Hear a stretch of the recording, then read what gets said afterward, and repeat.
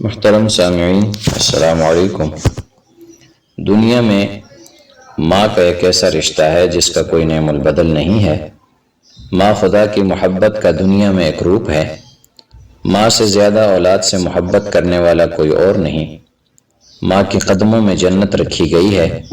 ماں اپنے بچوں کے لیے جیتی ہے اور بچے اس کی سب سے بڑی دولت ہوتے ہیں۔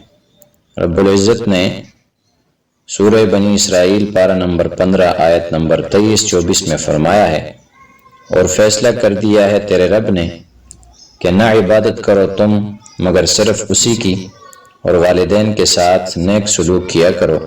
اگر پہنچ جائیں تمہارے پاس بڑھاپے کو ان میں سے کوئی ایک یا دونوں، تو نہ کہو تم انہیں اف بھی اور نہ جھڑکو انہیں، اور کہو ان سے احترام کے ساتھ اور جھکاؤ ان کے حضور اپنے پہلو عاجزی اور شفقت کی بنا پر، اور دعا کرو ان کے حق میں کہ اے میرے رب رحم فرما ان پر اسی طرح جیسے انہوں نے مجھے پالا بچپن میں۔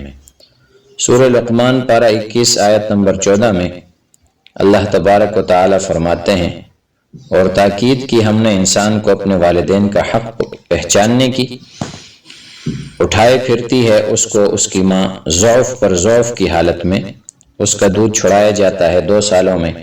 نصیحت کی ہم نے اسے کہ شکر گزار رہ کر میرا اور اپنے والدین کا۔ اسی طرح سورہ عنکبوت پارہ 20 آیت نمبر 8 میں ہدایت کی ہم نے انسان کو کہ وہ اپنے والدین کے ساتھ نیک سلوک کرے۔ کس قدر بدقسمتی ہے کہ جب انسان ستاروں میں آباد ہونے کی تیاریوں میں مصروف ہے، وہ اپنے ماں باپ کو ایک بوجھ جان کر غیر مسلموں کی تنقید کرتے ہوئے بوڑھے ماں باپ کو حکومت لاوارث گھروں میں پھینک دیتے ہیں۔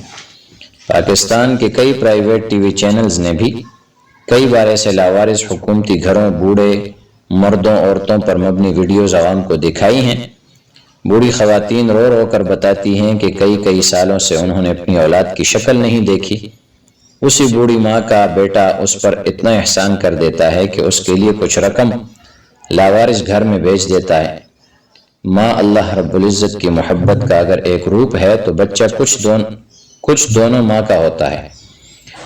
ماں کچھ دنوں بیٹے کی ہوتی ہے، تو اگر رات کو بستر پر پیشاب کر دیتا ہے تو ماں اس کو اپنی سوکھی جگہ سلاتی ہے اور سرد رات گیلی جگہ پر گزارتی ہے۔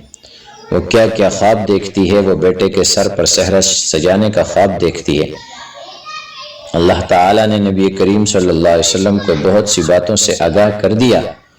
رسول کریم صلی اللہ علیہ وسلم نے بھی اولاد کو اپنے والدین کے ساتھ حسن سلوک کا سختی سے پابند کیا ہے۔